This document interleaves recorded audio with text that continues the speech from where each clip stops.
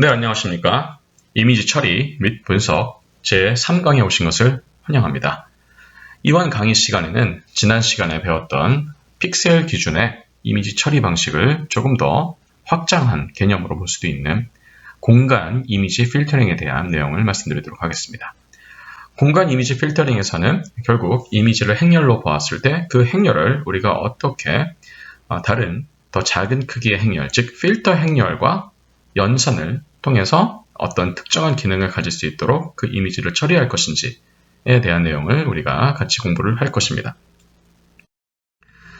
일단은 여기 나와 있는 동영상을 봐주시기 바랍니다. 기본적으로 우리가 필터라고 하는 것은 원래의 이미지보다 조금 더 작은 사이즈의 이미지를 얘기합니다. 지금 가운데에서 부지런히 움직이고 있는 이 3x3짜리 자그마한 행렬이 바로 커널 행렬 혹은 필터 행렬, 부르는 말은 여러 가지겠습니다. 윈도우 행렬, 마스크 행렬, 템플레이트 행렬처럼 여러 가지 행렬의 이름으로 부르긴 하는데요. 중요한 것은 이 행렬이 이렇게 아무렇게나 주어지는 행렬이 아니고 특정한 기능을 가질 수 있게끔 이런 행에 혹은 열에 있는 이 성분들이 이제 정해진다는 문제가 되겠습니다. 여기 나와 있는 맨 지금 왼쪽에 붙박이로 나와 있는 이 5x5 행렬은 원본의 이미지라고 생각하시면 되겠습니다. 그 다음에 이 이미지에 대해서 이 필터 행렬이 부지런히 이렇게 가로 방향으로 그 다음에 점점 내려오면서 필터링을 하게 되죠. 필터링을 하면서 어떤 특정한 연산을 합니다. 곱하기를 할 수도 있고 더하기를 할 수도 있고 나누기를 할 수도 있고 아니면 다른 형태의 특정한 함수에 이런 행렬을 집어넣어서 계산을 할 수가 있겠습니다. 그 행렬 값들을 부지런히 이렇게 정해져 있는 필터 자리에 픽셀의 자리에 배치를 하게 되는 것이죠. 그래서 이런 필터를 거쳐서 나오는 이런 행렬들은 원래의 이미지 사이즈보다 작아질 수도 있고 아니면 그 주변에다가 이렇게 0 같은 패드를 대서 사이즈를 다시 보존하는 방식도 있습니다. 어쨌든 사이즈하고 상관없이 이러한 필터의 연산작용을 거쳐서 한번 이렇게 이 원래의 이미지라면 이것은 이제 가공된 이미지가 나오게 되는 것이죠.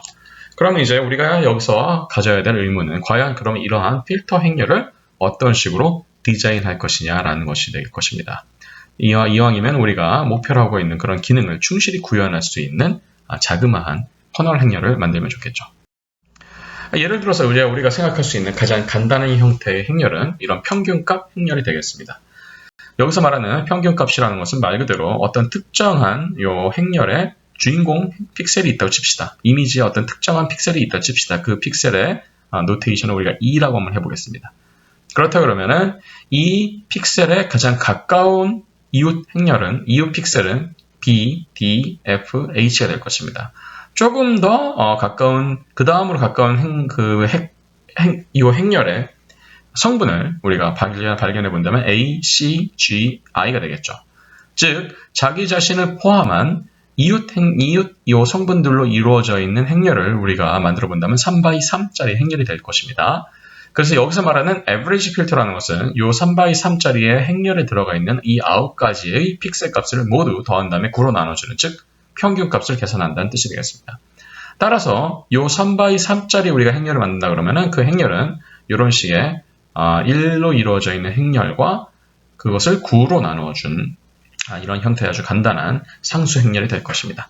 이 행렬을 원본의 이미지에 대해서 이 좌측에 있는 코너부터 쭉 스캔을 해서 요 값을 곱한 다음에 이렇게 평균을 내준 값을 이렇게 원래 이미지 사이즈보다 약간 작은 사이즈로 만들어지는 요 행렬에 각각의 성분에 배치를 하는 것이 되겠습니다. 예를 들어서 원본의 이미지가 이런 식으로 5x5 행렬을 가지고 있는 어떤 특정한 이미지 행렬 X라고 생각해 보겠습니다.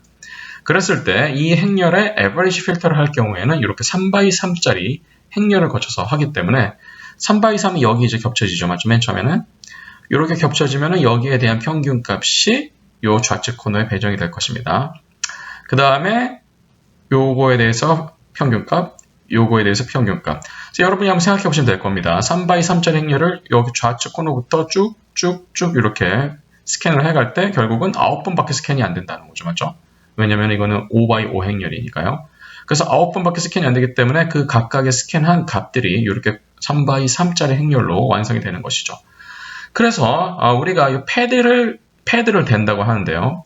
패드를 대지 않은 상황에서는 이렇게 행렬에 대해서 average 필터를 썼을 경우에는 원본의 이미지보다 반드시 그 프로세싱된 이미지의 사이즈는 반드시 작아지게 됩니다. 그러면 만약에 우리는 원본의 사이즈를 그대로 보존하고 싶다. 그럴 경우에는 여기 옆에다가 0으로 이루어진 값들을 인위적으로 배치합니다. 즉 어떻게 될 거냐면 이건 원래 5x5 행렬이었다가 둘레에 0이 쭉 둘러쳐지게 되니까 7x7 행렬이 되겠죠. 7x7 행렬에 대해서 이 average 행렬을 쭉 스캔을 해서 나온 결과는 다시 원래의 행렬과 똑같은 크기인 5x5 행렬이 될 것입니다. 여기서는 지금 단순히 모든 픽셀 값에 대해서 똑같은 가중치를 둔 이런 행렬을 썼지만 경우에 따라서는 그런 가중치를 거리에 대한, 거리에 비례하는, 아니죠. 거리에 반비례하는 거죠. 즉 가까이 있으면 가까이 있을수록 더 가중치를 높게 가져가는 형태로 이렇게 우리가 행렬, 평균 값을 구할 수 있는 행렬을 설계할 수도 있습니다. 그래서 이렇게 행렬 값을 가지고서 우리가 다양한 필터링을 해볼 수가 있겠습니다. 예를 들어서 이제 왼쪽에 나와 있는 오리지널 이미지에 대해서 단순하게 average 필터를 한 경우 각각의 그 필터의 행렬의 크기를 어떻게 가져갔을 때 어떤 식의 결과물이 나오는지를 여러분이 확인할 수 있습니다. 맨 왼쪽 위에 있는 이 이미지 같은 경우에는 3x3짜리 우리가 앞서 봤었던 그런 average 필터를 이용한 필터링이 되겠습니다. 그래서 보시다시피 선예도가 살아있던 이미지가 점점 이런 필터의 크기가 3x3에서 5x5로 7x7로 그리고 9x9로 커지면서 점점 무너지는 것을 볼 수가 있을 겁니다. 또 하나 흥미로운 것은 이 가장자리에 잘 보이실지 모르겠습니다만은 결국은 이렇게 패드를 댄 효과들이 점점 커진다는 거죠. 왜냐하면은 이 사이즈, 필터의 사이즈가 커지면 커질수록 원본 이미지는 원래 더 작아져야 되기 때문에 그런 겁니다. 근데 그 작아지는 이미지를 인공적으로 0을 이용해서 보강을 했기 때문에 그 주변 부분은 이렇게 그레이스케일로 약간 왜곡된 시그널을 갖게 됩니다. 이런 것들이 이제 우리가 average 필터링이고, 그럼 이런 의문을 가지실 수 있겠죠. 이렇게 오리지널 이미지가 있을 때 굳이 이렇게 average 필터링을 써야 되는 이유가 있느냐? 사실 없습니다. 보통 이렇게 average 필터링이나 나중에 배우시게 되겠지만 non-linear 필터링, 예를 들면 median 필터링이나 maximum 필터링이나 등등 각종 standard deviation 필터링 같은 것들을 하는 이유는 오리지널 이미지가 오염이 됐을 경우에 그 이미지를 최대한 깨끗하게 처리하기 위해서 하는 겁니다. average를 한다는 것은 결국은 어떤 튀고 있는 에러들을 최대한 그 안에서 해결해 보겠다는 겁니다. 예를 들어서 어떤 멀리뛰기 선수가 10번의 시도를 했는데 그 10번의 시도에서 운이 좋으면 굉장히 멀리 뛰는 경우도 있겠지만 운이 나쁘면 굉장히 적게 뛰는 경우도 있겠죠. 근데 이제 예를 들어서 그런 것들을 만약에 10번의 시도를 평균을 한다 그러면 그런 에러들은 점점 희석이 되게 될 겁니다. 에버리지 필터에서 노리는 효과도 바로 그런 효과들이 되겠습니다. 어떤 이미지에 원치 않는 노이즈가 끼워져 있을 때 그런 이미지의 노이즈를 처리하는 방식으로서 이렇게 average 필터라는 가장 단순한 방식부터 생각해 볼 수 있다는 얘기가 되겠죠. 물론 이런 average 필터가 만능은 아닙니다. 예를 들어서 이런 필터에 들어가 있는 노이즈의 각종 특성에 따라서 average 필터가 전혀 효과를 발휘하지 못하는 경우도 있습니다. 그 부분에 대해서는 우리가 후반부에 non-linear 필터를 다루면서 잠깐 더 설명을 해드리도록 하겠습니다. 자, 그래서 필터는 지금 본 것처럼 average 필터가 있겠고요. 또 이제 우리가 average 필터를 이용할 때 조금 더 정교한 관점에서 필터를 만들 수도 있는데 그것을 이용하는 방법 중에 하나가 바로 가우시안 필터가 되겠습니다. 가우시안 필터는 여러분이 상상하실 수 있다시피 어떤 평균값 혹은 중심을 기준으로 해서 그 픽셀로부터 거리가 멀어지는 픽셀들은 점점 그 픽셀과 관계가 점점 없어질 것이다 라는 가정하에 우리가 만들 수 있는 필터가 되겠습니다. 이때 이제 가우시안 디스트리뷰션, 즉 가우시안 확률 분포를 우리가 이용해서 이런 가우시안 필터의 설계를 할 수 있습니다. 즉 여기서는 가중치 설계가 되겠죠. 아까서 보셨지만 3x3짜리 행렬 중에서 그냥 9분의 1이 앞에 있었고 1로만 이루어진 행렬이 있었던 반면 16분의 1이 앞에 있고 그 다음에 1과 2와 4로 이루어진 행렬이 있었던 것을 여러분 기억하실 겁니다. 예를 들면 이제 그런 가중치를 조금 더 제일 자연스러운 형태로 바꿀 수 있는 방법이 뭐가 있을까라고 사람들이 고민을 했었고 그 중에서 가장 우리가 익숙한 가우시안 디스트리뷰션을 이용한 가우시안 필터를 우리가 이용할 수 있다고 생각하는 겁니다. 예를 들어서 마이너스 4시그마부터 4시그마까지 우리가 이 가우시안 디스트리뷰션을 누적을 했을 때, 즉 적분을 했을 때 그 가우시안 디스트리뷰션의 전체 그 면적은 전체 원래 1의 거의 99.99%가 나옵니다. 즉 만약에 우리가 어떤 스탠다드 데비에이션이 알려져 있을 때 그 스탠다드 데비에이션의 4배 혹은 마이너스 4배 사이에서 그 시그널들을 다 고려한다면 사실상 그 시그널을 다 고려하는 것이나 마찬가지다 라는 뜻이 되겠죠. 왜냐하면 0.01%만 놓치게 될 테니까요. 예를 들어서 이제 우리가 이 시그마는 어떻게 설계하냐에 따라서 달라질 수가 있습니다. 예를 들면 표준 편차를 0.5라고 얘기를 해보겠습니다.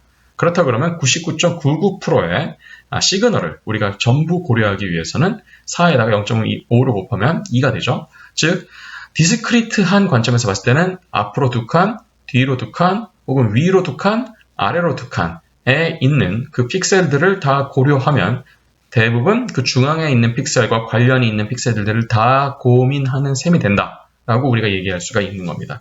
예를 들어서 지금처럼 시그마가 0.5인 경우에 아까 2라 그랬으니까 가로, 세로 2를 하면은 결국 5/5 횡렬이 나오게 되죠. 그럼 자기 자신을 뺀 5/5, 즉 25에서 자기 자신을 뺀 24개의 이웃 픽셀들을 우리가 다 고려를 하게 되고 그 이웃 픽셀들에 대해서는 각각의 픽셀에 대해서 요 거리에 대한 가우시안 펑션을 이용해서 그들의 가중치를 결정하게 되는 것이죠.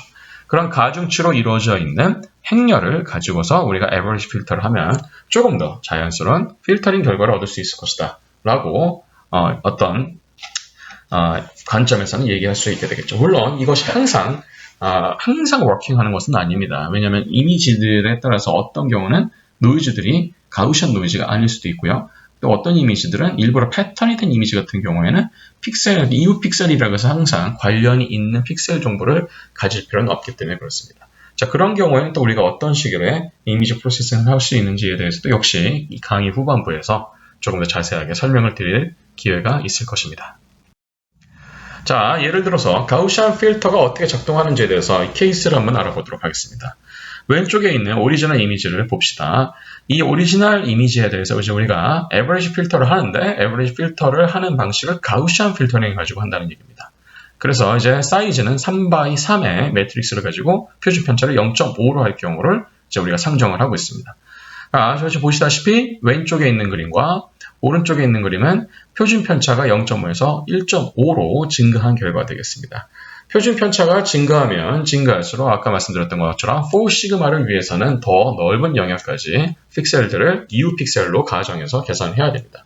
그런 경우가 되면 사실상 가우시안 필터에서 3/3으로 우리가 사이즈를 잘라버렸을 경우에는 결국은 실제적으로는 더 멀리 있는 픽셀들의 정보가 다 잘려버리고 가장 가까이 있는 정보들이 overestimate, overrepresented 돼서 필터링에 작용하는 것을 여러분이 확인하실 수 있을 겁니다. 즉, 그 결과는 결국은 이미지가 뭉개지는 형태로 나오게 되겠죠. 그래서 3/3으로 될 경우나 5/5로 될 경우, 그 다음에 7/7로 갈 경우 점점 이 average 필터링에 의해서 무너지는 효과를 여러분이 확인하실 수 있을 거고요. 그와 더불어서 시그마가 늘어날 경우에도 더 이미지의 선예도가 무너지는 것을 볼 수 있겠습니다. 즉, 이렇게 깔끔한 오리지널 이미지가 있을 때 이것을 우리가 일부러 필터링 한다는 얘기는 아닙니다. 다만 이렇게 오리지널 이미지가 깔끔하지 못하고 어떤 에러가 껴있거나 노이즈가 심하게 껴있는 경우, 최대한 정보를 많이 뽑아내는 경우에 우리가 어떤 식으로 필터링을 쓸 수 있을 것인지에 대해서 여러분께 말씀을 드리고 있는 것입니다. 자, 지금 이제 보셨던 것은 average 필터링이 되겠습니다. average 필터링은 결국은 산술적으로는 모두 곱하고 더하고 나누는 경우밖에 없었죠. 맞죠? 그런데 이제 non-linear, 그런 것들 이제 우리가 다 linear 필터링이라고 할 수 있고요. 왜냐면 더하기 빼기만 하면 되니까요. 그런데 이제 average 필터나 가우시안을 이용한 average 필터링 같은 경우에는 그냥 linear 필터링이라고 볼 수 있겠습니다만은 조금 더 정교한 필터링을 우리가 생각해 볼 수 있을 것입니다. 예를 들면 이런 미디안 필터링이 되겠죠. 미디안 필터링과 에버리지 필터링은 전혀 다른 얘기입니다. 물론 어느 정도 비슷한 값이 나올 수도 있겠습니다만은 계산하는 방식이 전혀 다르죠. 에버리지 필터링 같은 경우에는 주변에 네이버 즉 이웃하고 있는 픽셀들을 우리가 찾아내서 걔네들한테 적절한 가중치를 곱한 다음에 모두 더해서 적절한 가중치의 합으로 나눠주면 그것이 바로 에버리지 밸류가 됐었죠. 미디안 같은 경우에는 그런 가중치가 아닌 순서에 의해서 이런 픽셀들의 우리가 필터의 픽셀들의 값들을 우리가 계산하게 됩니다. 미디안을 계산하기 위해서는 결국은 자기 주변에 그런 이웃 픽셀들을 찾아낸 다음 그 이웃 픽셀들의 값을 가지고서 정렬을 해야 됩니다. 즉 높은 순서부터 낮은 순서로 혹은 낮은 순서에서 높은 순서로 정렬을 합니다. 정렬을 하고 난 다음에 무슨 값을 발견하느냐? 그 가운데서 가장 가운데에 위치한 값을 발견합니다. 그 값이 바로 중앙값, 즉 미디안이 되는 것이죠. 그래서 그 미디안이 그 필터 행렬로 덮여있는 영역의 local representation, 즉 local 값을 대표할 수 있는 어떤 대표값이 된다라고 가정을 하는 거죠. 그래서 원본 이미지의 픽셀에 있었던 값 대신에 이 미디안 값을 집어넣는 겁니다. 그래서 이렇게 미디안 필터링을 할 경우에는 더하기 빼기가 아닌 정렬이 들어간다는 겁니다. 정렬이 계산과학 관점에서는 더 계산 비용이 높습니다. 이제 예를 들어서 이제 작은 벡터 같은 경우에는 정렬하는 데 있어서 그렇게 많은 시간이 들지 않겠지만 점점 벡터의 사이즈가 커지면 커질수록 그 안을 구성하고 있는 원소들의 크기 순서를 정렬하는 것은 점점 계산 복잡도가 높아집니다. 예를 들어서 완전히 랜덤하게 잘 섞여 있는 어떤 스트링, n 길이 n짜리의 스트링을 정렬하기 위해서는 최악의 경우에는 n 제곱만큼의 어떤 계산 용량, 계산 로드가 필요하고요. 어느 정도 그래도 시스테마틱한 정렬이 들어가기 시작하면은 n 제곱이 아닌 n 곱하기 로그 n 까지도 계산 로드가 낮아질 수가 있습니다. 어쨌든 단순한 더하기나 빼기보다는 훨씬 더 계산의 로드가 많다는 거, 이것이 바로 이제 미디안 필터의 특징 중에 하나입니다. 그래서 여기 나와 있는 것은 이제 미디안 필터를 이용해서 오리지널 이미지를 필터링한 결과인데요. 여러분이 잘 보시다시피 역시 에버리지 필터와 마찬가지로 필터 사이즈 자체가 커지면 뭉개지는 것은 똑같습니다. 다만 미디안 필터가 되게 되면 에버리지 필터에서의 왜곡을 좀 어느 정도는 상쇄할 수 있습니다. 예를 들어서 여러분 이제 그런 거 들어보셨을 텐데요. 어느 지역의 고등학교 졸업생들의 연봉을 다 계산해 보니 그 연봉이 어마어마하게 높더라. 근데 알고 보니까 그 고등학교를 졸업한 일부 얼럼나이들, 졸업생들 중에 굉장히 고액의 연봉자가 있으면 그 사람으로 인해서 연봉 자체가 다 왜곡이 돼버리는, 즉 평균값의 함정이 되는 거죠. 근데 이제 미디안 필터링 같은 경우에는 그런 극단적인 케이스들, 아웃라이어라고 하는데요. 그러한 극단적인 케이스들을 어느 정도는 걸러낼 수가 있습니다. 그래서 정말 그 집단을 대표하는 값이라고 생각할 수 있는 값은 오히려 미디안에 가까운 경우가 생기죠. 그래서 이렇게 이런 미디안에 가까운 경우를 잘 이용하는 것이 바로 미디안을 이용한 필터링이 되는 것이고, 특히나 노이즈 같은 경우에는 아예 하얀색 노이즈거나 아예 까맣색 노이즈 같은 경우에는 극단적인 값을 갖게 되죠. 그레이스케일에서는 0과 250이라는 극단적인 값을 갖게 되기 때문에 그런 극단적인 값이 포함이 됐을 경우에는 결국 우리가 average를 했을 경우에는 그런 극단적인 값들이 over representation 될 수 있는데, 미디안을 썼을 경우에는 그런 극단적인 값들이 제외가 되기 때문에 픽셀 주변에 진짜 이웃하고 있는 값들이 평균이 아니고 이제 필터에 들어갈 수 있는 그런 정보를 제공할 수 있게 되는 것이죠. 자, 그래서 지금 이제 오리지널 이미지가 아니고 아까서 말씀드렸던 것처럼 이제 노이즈가 껴있는 그런 약간 오염된 이미지들을 이제 우리가 이런 식의 스파셜 필터링을 이용해서 어떤 식으로 처리를 할 수 있을 것인가에 대해서 잠깐 알아보도록 하겠습니다. 지난 시간에 잠깐 제가 말씀을 드렸던 솔트 앤 페퍼 노이즈 같은 경우, 즉 픽셀의 일부가 적절한 비율만큼 아예 화이트 노이즈를 가지는지 아니면 적절한 비율만큼 아예 블랙 노이즈를 가지는 경우를 우리가 솔트 앤 페퍼 혹은 SMP 노이즈라고 하는데요. 이런 SMP 노이즈가 예를 들면 지금 이제 이런 식으로 형성이 되는 상황이라고 칩시다. 자, 우리는 지금 이러한 이미지를 모르는 상태고 지금 이런 이미지만 있는 상태입니다. 이제 이런 이미지를 우리가 최대한 깔끔하게 처리하기 위해서 미디안 필터링을 한번 이용해 보겠다는 거죠. 그래서 3x3짜리 미디안 필터를 이용해서 이제 정렬을 해왔고 그 정렬한 값 중에서 미디안을 고쳐서 그 정렬한 값의 중앙 픽셀에다가 미디안 값을 집어넣는 겁니다. 그래서 이런 식으로 처리를 하면은 이런 결과물을 얻을 수 있겠습니다. 3x3을 했을 경우에는 노이즈가 완벽하게 다 제거되진 않았죠. 어느 정도 노이즈가 살아있는 것을 볼 수가 있는데 그 경우에는 보통 아까도 말씀드렸지만 아웃라이어들의 비율이 더 높아지면 이런 경우가 생길 수도 있습니다. 그래서 이런 노이즈를 없애기 위해서는 이런 필터 역할을 하는 행렬 사이즈 자체를 높이면 됩니다. 크게 만들면 되겠죠. 다만 그렇게 될 경우에는 아까 말씀드렸던 것처럼 필터 사이즈가 커졌을 때 선예도가 뭉개지는 그런 단점이 있습니다. 그래서 노이즈의 비율과 선예도 사이에 적절한 트레이드 오프가 존재한다는 것을 여러분 확인하실 수 있을 겁니다. 가우시안 노이즈 같은 경우에는 스탠다드, 솔트 앤 페퍼 노이즈하고 약간 결이 다르죠. 솔트 앤 페퍼 노이즈는 아까 말씀드렸던 것처럼 극단적으로 이게 블랙 앤 화이트가 되었는데 가우시안 노이즈 같은 경우는 전체 원래 원본 이미지의 픽셀 정보에다가 가우시안 노이즈를 더한 겁니다. 그래서 훨씬 더 자연스러운 노이즈처럼 보이죠. 그래서 이런 경우에 대해서도 마찬가지로 3x3짜리 쓰든 7x7짜리 쓰든 노이즈가 어느 정도는 개선이 되는 것을 보실 수가 있는데 솔트 앤 페퍼 노이즈에 비해서 여전히 노이즈들의 영향이 백그라운드에도 잘 남아있다는 것을 여러분이 보실 수 있을 겁니다. 그래서 이 경우에 대해서는 적절하게 작은 사이즈의 이런 필터 커널을 가지고서도 어느 정도 자글자글한 노이즈는 없앨 수는 있다. 그렇지만 완벽하게 없앨 수는 없다라는 것을 여러분이 보실 수 있을 겁니다. 그렇지만 전반적인 관점에서 봤을 때 이런 미디안 필터를 이용한 노이즈 리덕션이 에버리지 필터를 이용한 것보다는 훨씬 더 효과적이다라는 것을 여러분 이해하시고 넘어가면 좋을 것 같습니다. 그리고 보통 이제 우리가 논 리니어 필터라고 했을 때 꼭 미디안 필터만 있는 건 아닙니다. 미디안을 대표값으로 쓸 수도 있지만 맥시멈을 대표값으로 쓸 수도 있고 미니멈을 대표값으로 쓸 수도 있고 스탠다드 데비에이션, 즉 표준 편차를 대표값으로 쓸 수도 있고 맥시멈과 미니멈의 차이를 대표값으로 쓸 수도 있습니다. 특히 여기서 재밌게 보셔야 될 부분은 뭐냐면 결국 이 스탠다드 필터가 된 결과물인데요. 보시다시피 스탠다드 필터가 된 결과물은 다른 이미지들에 비해서 조금 더 재밌는 특성을 보이게 되죠. 그것이 바로 뭡니까?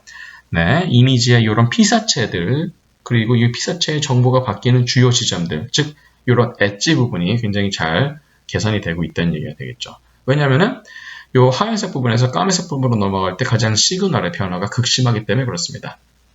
그래서 시그널들이 거의 다 비슷한 색깔을 가지고 있는 영역은 스탠다드 데비에이션이 굉장히 작겠죠. 그렇지만 이제 시그널들이 급격하게 바뀌고 있는 이런 영역에서는 굉장히 이런 표준 편차가 높아지기 때문에 이런 바운더리 영역에서 이런 스탠다드 데비에이션에 의한 시그널만 가지고도 우리가 훌륭한 엣지 프로세싱을 할 수가 있습니다.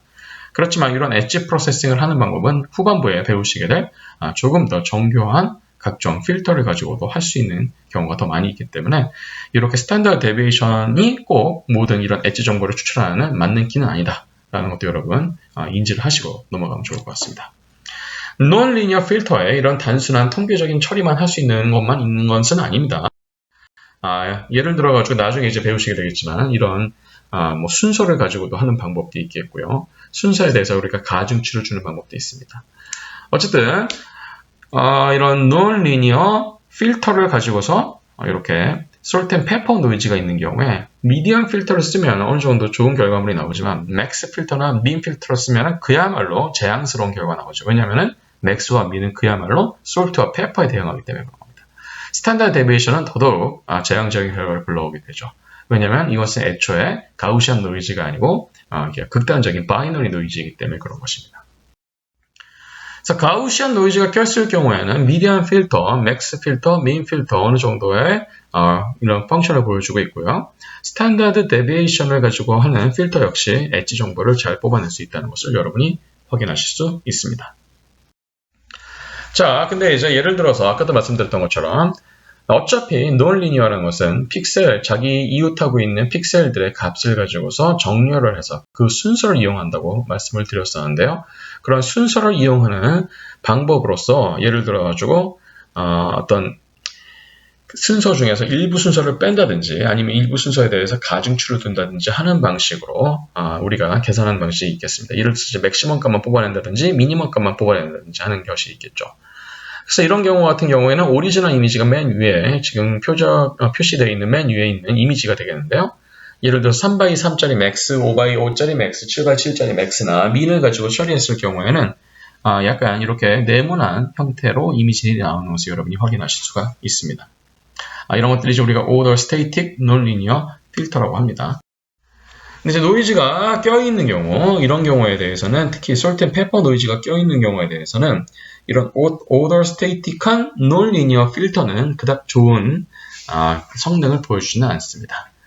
그래서 지금 이 부분에 대해서는 여러분께서 미디안 필터가 일단은 굉장히 좋은 역할을 하고 있고 엣지 정보는 스탠다드 데비에이션으로 뽑아낼 수 있고 그리고 노이즈의 특성에 따라서 노이즈 처리를 한 결과물들의 결이 굉장히 많이 달라진다 라는 것을 일단 인지하고 가시면 좋을 것 같습니다. 네, 이것도 마찬가지로 오더 스테이틱한 필터링의 결과들이 되겠습니다. 별로 좋은 성능을 보여주고 있지 않죠. 자, 그래서 이제 본격적으로 우리가 행렬, 커널 행렬을 이용해서 이미지를 처리하는 그런 원리를 조금 더 수학적으로 들여다보도록 하겠습니다. 여러분이 이런 스파셜 필터를 이용한 이미지 필터링, 이미지 프로세싱 이해하시기 위해서는 기본적으로 행렬의 연산인 convolution, 즉 합성곱, 그리고 행렬의 cross correlation, 교차 상관 함수를 이해하실 수 있어야 됩니다. 일단 두 오퍼레이션이 굉장히 닮아 있기 때문에 헷갈리시면 안 됩니다. 노테이션을 헷갈리시면 안 됩니다. 자, 여기 나와 있는 이 fxy는 투디멘셔널 이미지를 나타낸 행렬입니다. 그리고 여기 나와 있는 wxy는 일종의 윈도우 혹은 커널 역할을 하고 있는 필터 행렬이 되겠습니다. 그 다음에 여기 나와 있는 gxy는 처리가 된 이미지 행렬이 되겠죠. 자, 그랬을 때 이 wxy의 크기는 이 x의 위치, 인덱스를 가지고 얘기한다면 예를 들어서 이게 5x5짜리 행렬이다. 그러면은 가로도 마이너스 2부터 2까지. 왜냐하면 마이너스 2, 마이너스 1, 0, 1, 2 이렇게 바뀔 수 있으니까요. 세로도 마이너스 2부터 2까지 하면 이건 5x5짜리 윈도우 행렬이 되는 것이죠. 그 윈도우 행렬에 대해서 합성곱 같은 경우에는 일단은 이 윈도우 행렬을 기준으로 자기 자신의 부호를 뒤집고요. 그 다음에 그 윈도우 행렬로부터 얼만큼 떨어져 있는지를 사실 이게 s-x가 되고 t-y가 되는 거죠. 부호가 밖으로 빠져나가면. 그래서 x만큼 혹은 y만큼 병진 운동을 한 그 위치에 대한 그 픽셀의 위치에 대해서 곱한 것들을 다 합쳐서 하나의 결과물 행렬로 만드는 것이 바로 합성곱이 되겠습니다. 크로스 코릴레이션은 합성곱과 굉장히 닮아 있는 공식을 가지고 있지만 보시다시피 이것은 반전이 되지 않고 그대로 그렇죠? 그대로 이 s하고 t의 정보를 가지고 있되 x하고 y만큼 이번에는 뒤로 빠지는 똑같이 평행이동을 하지만 뒤로 빠지는 형태가 됩니다. 그래서 두 작용은 다른 함수값을 다른 결과물을 보게 됩니다.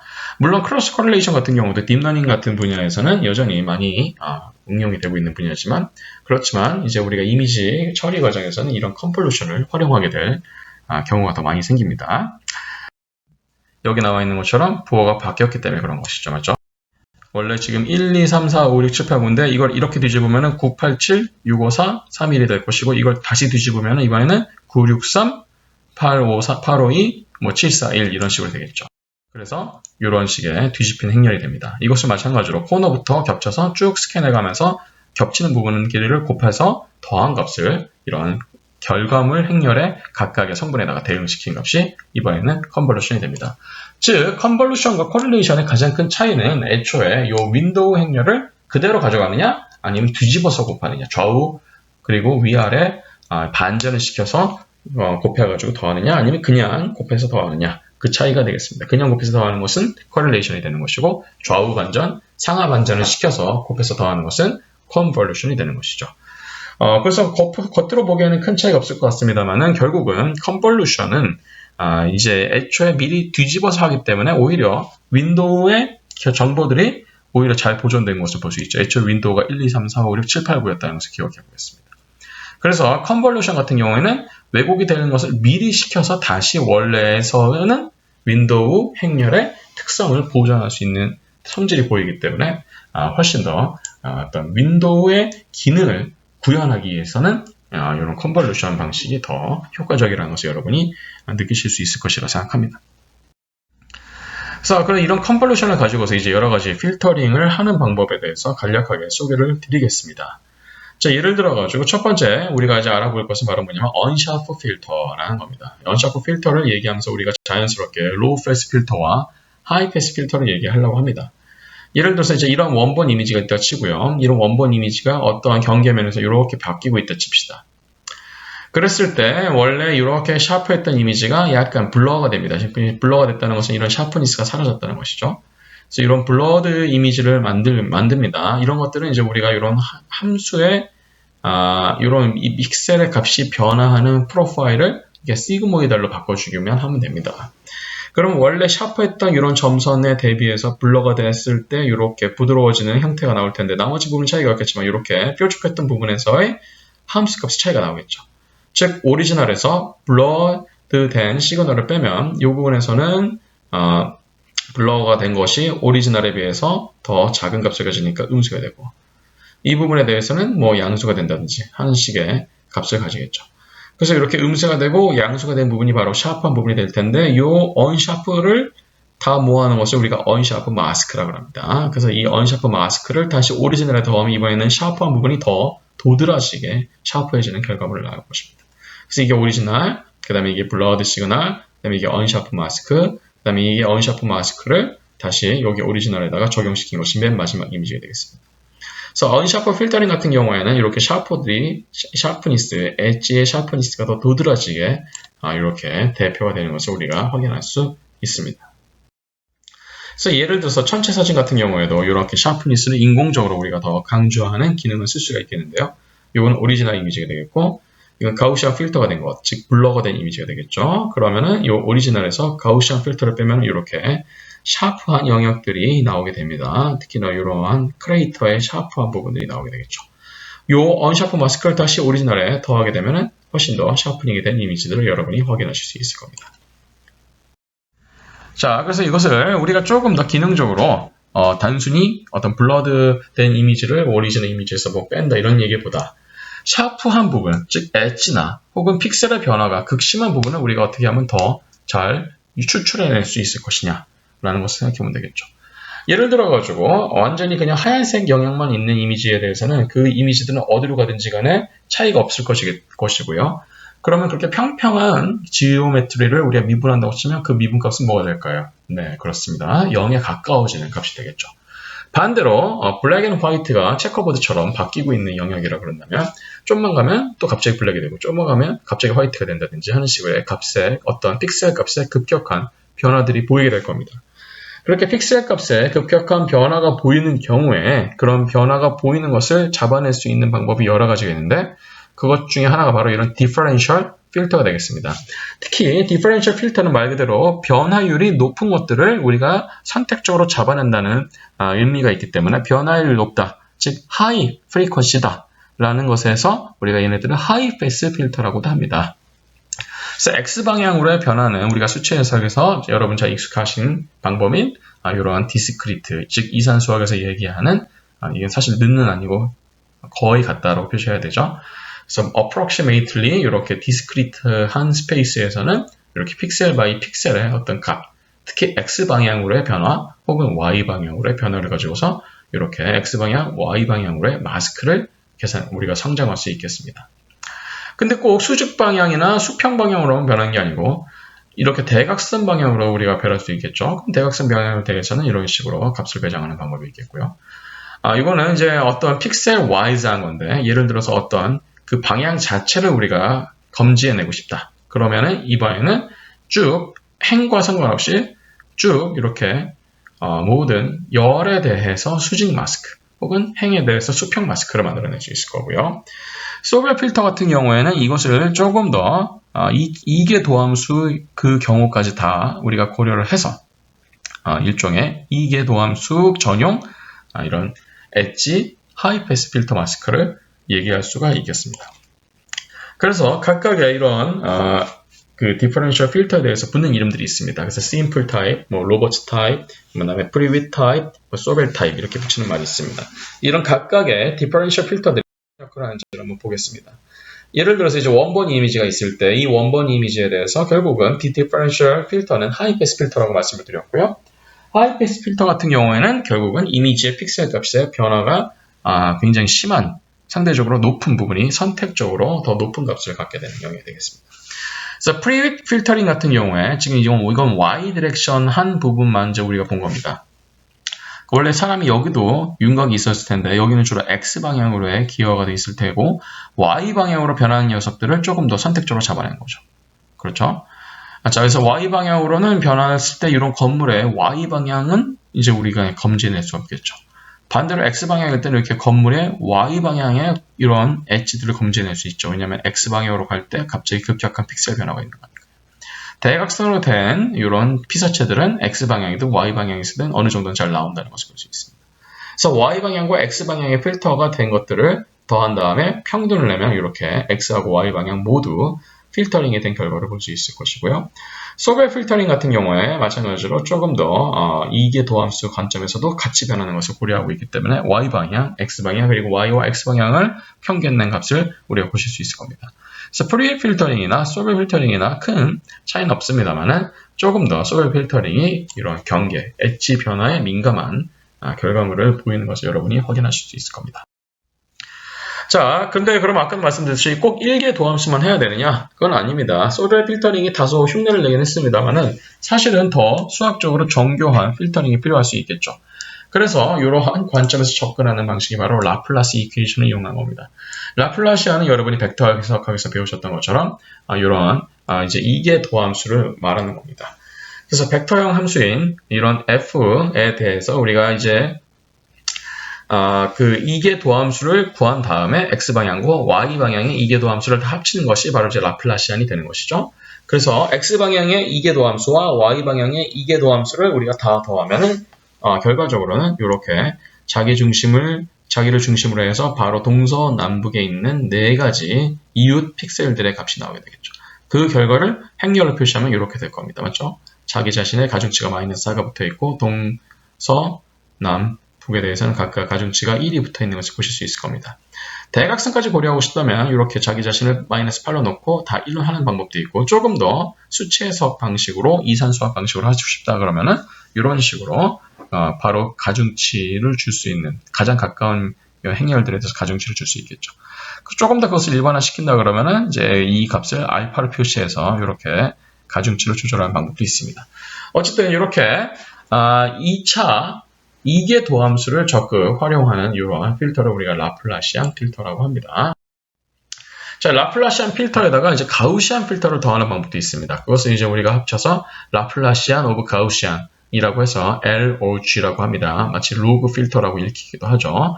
그래서 가우시안 필터는 앞서서 잠깐 보여드렸던 것처럼 이 픽셀, 자신을 중심으로 해서 이웃 사이에 픽셀 사이에 이런 거리를 가우시안 디스트리뷰션 펑션을 가지고 와서 이제 합성곡을 하는 과정으로 필터드 된 이미지를 만들 수 있습니다. 이렇게 일단은. 그래서 이거는 가우시안 필터, 스파셜 필터가 되겠고 이것은 오리지널 이미지가 되겠습니다. 그래서 이 필터된 이미지 자체에 라플라시안을 취하는 겁니다. 그래서 이 이미지의 어떤 부분이 이제 극심한 변화를 겪는지를 계산하는 것이죠. 근데 흥미롭게도 이 부분을 이제 우리 이 합성곱, 두 함수의 합성곱에 대해서 라플라시안을 취했을 때 합성곱과 라플라시안을 분리할 수 있습니다. 그 이유는 여기 밑에 증명을 하고 있고요. 그리고 이 가우시안 함수에 대한 이 라플라시안은 이런 식으로 우리가 유도를 할 수 있기 때문에 결국 원본 이미지를 알고 있다면은 이러한 특수한 형태의 LOG, 즉 라플라시안 오브 가우시안 행렬을 가지고서 굉장히 재미있는 기능을 두 가지를 동시에 할 수 있죠. 가우시안 필터링과 라플라시안 필터링을 동시에 할 수 있습니다. 즉 노이즈 리덕션도 가능하지만 이제 로우 패스 필터와 하이 패스 필터링을 동시에 할 수가 있게 되는 거죠. 자, 기본적으로 디퍼런셜 필터링은 대부분 다 하이 패스 필터링이라고 말씀을 드렸습니다. 그래서 단순하게 왼쪽 위에 있는 그림은 단순하게 라플라시안 필터링만 한 경우입니다. 즉 엣지를 추출하는 데 있어서는 어느 정도 잘 효용 가치가 있다는 것을 확인할 수 있습니다. 오른쪽에 있는 거는 LOG, 즉 라플라시안 오브 가우시안 필터링을 한 건데요. 하이패스 필터는 하이패스 필터대로 됐지만 또 가우시안으로 했기 때문에 주변에 이런 시그널들, 노이즈에 묻혀 있었던 시그널들을 잘 발굴할 수 있다는 것을 여러분이 보실 수 있을 것이고요. 특히 시그마 값을 0.5에서 1.0으로, 1.0에서 1.5로 가면 갈수록 얘네들이 에버리징 되는 비율이 점점 높아지기 때문에 이미지 피사체의 로컬 디테일 정보들이 사라지는 것을 볼 수 있습니다.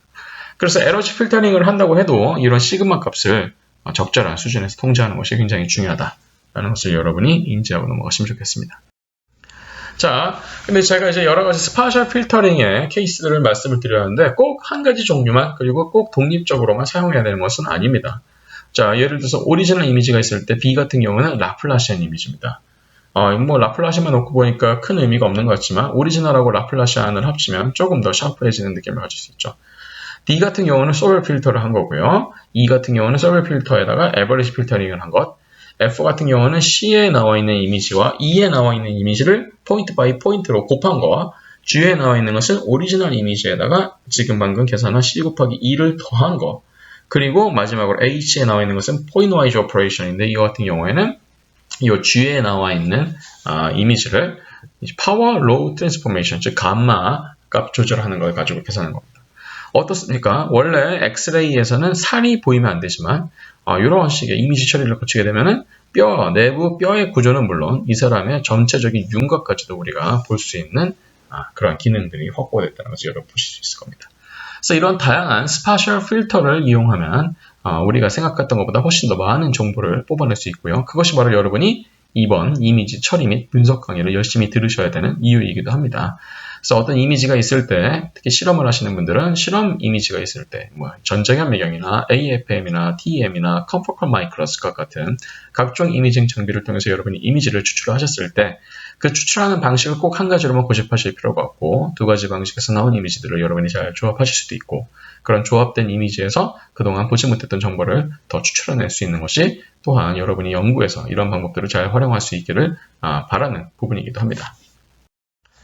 자, 그래서 이제 마지막으로 노이즈 리덕션에 필요한 스파셜 필터에 대해서 잠시 말씀을 드리고 넘어가도록 하겠습니다. 자, 일단 우리가 스파셜 필터를 이렇게 열심히 배웠던 이유 중에 하나가 바로 이런 노이즈 리덕션 기능 때문에 그렇습니다. 자, 왼쪽에 있는 그림은 이제 오리지널 이미지가 되겠고요. 오른쪽에 있는 이미지는 솔트 앤 페퍼 노이즈가 되겠습니다. 그래서 솔트 앤 페퍼 노이즈 같은 경우는 오리지널 이미지에다가 아까 말씀드렸던 것처럼 이런 이미지의 일부가 화이트로 그리고 일부가 블랙으로만 정해지는 랜덤 노이즈가 껴서 만들어진 이미지가 되겠습니다. 자, 이런 솔트 앤 페퍼 형태의 노이즈를 이제 다룰 필요가 있고 앞서 보여드렸던 가우시안 이미지는 단순히 더하기였는데 이거 같은 경우는 이제 곱하기가 가미가 된다는 것이 스페클 노이즈와 가우시안 노이즈의 가장 큰 차이점이 되겠습니다.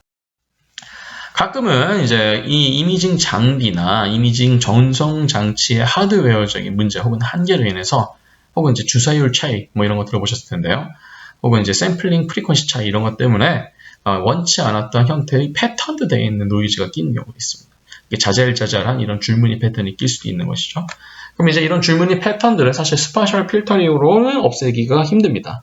그래서 이것은 스파셜이 아닌 역공간, 즉 푸리에 트랜스폼을 가지고서 처리하는 방법을 나중에 4강 혹은 5강에서 여러분이 계속 배우시게 될 겁니다. 그래서 이런 것들도 이제 노이즈가 될 수 있다. 그래서 이제 각각의 노이즈들을 일단은 우리에게 가장 익숙해 있는 이런 미디안 필터링 혹은 에버리지 필터링 같은 로우 패스 필터링을 가지고서 한번 처리하는 것을 보겠습니다. 그래서 맨 왼쪽에 있는 오리지널 이미지가 솔트 앤 페퍼 노이즈를 만났을 때 이런 가운데 이미지가 되고 이것을 우리가 에버리지 필터를 이용해서 필터링을 하게 되면 어느 정도 노이즈가 처리된 것을 여러분이 확인하실 수 있을 겁니다. 물론 에버리지 노이즈보다 에버리지 필터링보다 더 좋은 것이 바로 미디안 필터링이라고 말씀을 드렸고요. 그래서 예를 들어서 보시다시피 미디안 필터링을 했을 경우에는 블랙 앤 화이트 노이즈가 거의 사라진 것을 볼 수 있습니다. 물론 바운더리 부분에 다소 남아있는 것을 보실 수 있을 겁니다. 그래서 이러한 한번 필터링이 된 이미지를 또 한 번 필터링을 하거나 하면 결국은 이제 노이즈가 사라질 때까지 충분히 필터링을 하실 수 있을 겁니다. 가우시안 노이즈 같은 경우도 역시 마찬가지로 로우 패스 필터링이 되겠는데요. 미디안 필터를 했을 경우에 블랙 앤 화이트처럼 아주 깔끔하게 노이즈가 사라지는 건 아니지만 노이즈 자체의 영향이 조금씩 줄고 있다는 것을 여러분이 확인하실 수 있을 겁니다. 스페클 노이즈 같은 경우도 마찬가지입니다. 스페클 노이즈 같은 경우도 결국은 아까 말씀드렸던 것처럼 오리지널 이미지 곱하기 1 더하기 노이즈 팩터, 가우시안 노이즈 팩터가 더해지는 곱해지는 그런 결과이기 때문에 결국은 가우시안 노이즈하고 비슷한 형태의 텐던시를 보이고 있다는 것을 여러분이 확인하실 수 있을 겁니다. 그래서 이제 가우시안 타입의 노이즈가 들어가 있을 때 이제 우리가 어떠한 방법으로 노이즈를 조금 더 효율적으로 계산할 수 있을 것인가라는 건데요. 단순히 가우시안 노이즈를 없애기 위해서 이런 미디안이나 에버리징 필터링을 쓰는 방법도 있지만 가능하다면 같은 이미지를 여러 장 찍어서 이미지 자체를 아예 다 합쳐버리는, 그래서 노이즈의 분포가 랜덤하게 돼 있다 하더라도 그 랜덤한 노이즈들이 로컬 범위에서라도 서로 캔슬 아웃 되게끔 만드는 방법이 가장 좋은 방법이 여러 장의 이미지를 계속 중복해서 합치는 방법이라고 말씀을 드렸습니다. 그런 방법을 이용하게 되면 이러한 식의 노이즈 처리를 할 수 있다라는 것을 여러분이 아실 수 있을 겁니다. 마찬가지 스페클 노이즈도 마찬가지입니다. 자, 이런 노이즈를 조금 더 효과적으로 처리하는 방법이, 조금 더 수학적으로 정교한 방법을 우리가 위너 필터링 혹은 위너 필터링이라고 합니다. 자, 이것은 이제 조금 더 수학적으로 어려운 내용이지만 그렇게 어렵지 않으니까 한번 잘 따라와 보시기 바랍니다. 자, 원래 이미지를 F라고 그러겠습니다. 그 다음에 거기에 노이즈를 N이라고 했을 때 우리가 실제로 얻는 노이즈, 이미지는 이렇게 노이즈가 낀 F 프라임 노이즈가 됩니다. 예를 들어서 이 노이즈를 그러면 이제 좀 더 단순한 계산을 위해서 가우시안 노이즈라고 한번 해보겠습니다. 가우시안 노이즈는 평균이 0이기 때문에 노이즈 전체의 평균값은 0이 될 것이고 그 노이즈의 정체는 모르지만 그 노이즈의 시그마, 즉 스탠다드 데비에이션을 시그마 G라고 우리가 가정해 보겠습니다. 지금 우리는 이건 모르는 겁니다. 그 다음에 이거는 0이라고 가정을 한 거고요. 그렇지만 가우시안이면 얘는 0이 될 겁니다. 로컬 노이즈 이미지는 필터링 하기 전에 이미지를 우리가 FIJ라고 하겠습니다. 그리고 어떤 필터링을 거쳐서 생긴 이미지를 우리가 RIJ라고 하겠습니다. 이럴 때 여기서 로컬에 있는 노이즈를 우리가 그 노이즈들의 에버리지를 MF 에타라고 하고요. 그 다음에 분산을 시그마 스퀘어 F 에타라고 하겠습니다. 그랬을 때 비나 필터링의 핵심은 뭐냐면 이런 로컬 이미지와 처리된 이미지 사이의 차이의 제곱을 평균, 그것을 이제 우리가 mean square error, MSE라고 하는데 이 MSE를 최소로 할 수 있는 방법으로 노이즈 필터링을 하면 좋지 않겠냐라는 겁니다. 그래서 이 MSE를 최소화하는 방법으로 미분을 해보면은 결국 RXY는 이런 관계식을 갖게 됩니다. 즉, 로컬, 우리가 노이즈의 average를 알고 있죠. 여기서 중요한 것은 로컬이기 때문에 얘는 그냥 happen to be 반드시 0이 될 필요가 없습니다. 0이 아닐 확률이 더 높은 거죠. 그리고 local variance, global variance, 그리고 오리지널 이미지와 그 다음에 그 오리지널 이미지에서 노이즈 평균을 뺀 값을 이런 식으로 관계식을 만들면은 이렇게 필터링을 하는 게 제일 좋다는 겁니다. 이런 공식을 가지고 있을 때 이런 걸 하면 좋다는 겁니다. 얘도 알고, 얘도 알고, 얘도 알고, 얘도 알고, 얘도 합니다. 그러면 당연히 이렇게 계산할 수 있겠네요. 아니죠. 아직 우리가 모르는 게 바로 이겁니다. 노이즈의 전체적인 노이즈가 어디가 노이즈인지 모르니까 그 노이즈의 스탠다드 데비에이션을 모르게 되는 것이죠. 그래서 이것을 추정하기 위해서 우리가 일종의 이제 통계 처리를 쓰게 됩니다. 이건 어떤 거냐? 아까 로컬이라고 그랬는데 이미지를 여러 구획으로 나눠서 굉장히 많은 로컬 이미지를 구하고 난 다음에 그 로컬 이미지들의 로컬 베리언스를 구해서 걔네들을 평균을 낸 값을 글로벌 우리가 베리언스라고 가정을 하는 겁니다. 그걸 이제 여기다 집어넣으면 실제로 이제 노이즈가 처리된 이미지인 RXY를 구할 수 있게 되겠죠. 그래서 여기 나와 있는 것이 바로 이런 위너 필터링을 이용해서 노이즈를 처리한 방식이 되어 있습니다. 기본적인 어떤 미디언 필터링 혹은 에버리지 필터링, 다른 형태의 컨볼루션 기반의 필터링에 비해서 조금 더 정교하고 깔끔하게 처리된 형태를 보실 수 있을 겁니다. 자, 일단 맨 왼쪽에 있는 certain paper noise 같은 경우에 3x3짜리, 5x5짜리, 7x5짜리 어떤 필터의 사이즈를 가지고 왔을 때 사이즈가 점점 커지면서 노이즈가 점점 사라지고 이미지가 점점 또렷해지는 것을 여러분이 보실 수 있을 겁니다. 중앙에 있는 2열에 있는 가우시안 노이즈 같은 경우도 마찬가지로 비너 필터가 된 이미지들이 훨씬 더 노이즈 통제가 잘 되고 있다는 것을 확인하실 수 있을 것이고 스페클 이미지, 스페클 노이즈가 있는 이미지 역시 비너 필터링에 의해서 더 잘 형성이 되고 있는 것을 여러분이 확인하실 수 있을 겁니다. 네, 이상으로 3강을 마치도록 하겠습니다. 이 3강에 대해서는 여러분이 몇 가지 실습해 보셔야 되기 때문에 같이 올려드리는 매트랩 이용한 핸즈온 세션, 매트랩 이용한 이미지 프로세싱 앤 애널리시스 핸즈온 세션 영상도 같이 보시고 같이 실습을 해보시면서 이 내용들을 복습을 하시면 좋을 것이라 생각이 됩니다. 네, 3강 강의 이제 여기서 마치도록 하겠고요. 질문 있으신 분들은 언제든지 제 이메일로 질문을 주시면 제가 최대한 아는 범위 내에서 성실하게 답변을 드리도록 하겠습니다. 3강까지 열심히 잘 들어주셔서 감사드리고 다음번 4강에서는 이제 역공간에 대한 필터링으로 다시 한번 여러분을 만나도록 하겠습니다. 감사합니다.